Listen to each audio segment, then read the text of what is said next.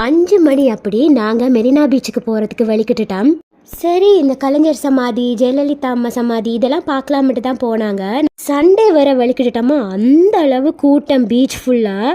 ஒரு மாதிரி முண்டி அடிச்சுட்டு ஜெயலலிதா அம்மா சமாதியும் எம்ஜிஆர் சமாதியும் பார்க்க போயிட்டோம். எம்ஜிஆர் சமாதியில் நான் படிச்சுட்டு இருக்கும்போது சொல்லுவாங்க, அந்த கல்லறையில் காதை வச்சு காட்டா அந்த மணிக்கூடு சத்தம் கேட்குதுண்டு. பட் இப்போ வந்து அதில் பேரியர்லாம் போட்டிருக்காங்க, உள்ளே போக முடியாது.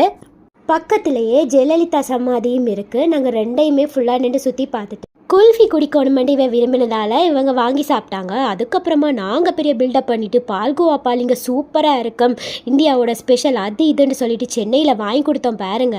ரொம்ப கேவலமாக இருந்துச்சுது. பால்கோவா பால் கோயம்புத்தூரில் தான் ஸ்பெஷல் போல் இருக்குது. ஒரு கப்பு ஃபுல்லாக பாலை ஊற்றி அதுக்குள்ளே ஒரு பெரிய கட்டி பால்கோவாவை உள்ளுக்குள்ளே போட்டு சூப்பராக இருக்கும். அடுத்ததான் நாங்கள் அறிஞர் அண்ணாவோட மியூசியம் அங்கே இருந்துச்சு, அங்கே போயிட்டோம். அடுத்ததான் என்ன நினச்சின்னா அடுத்த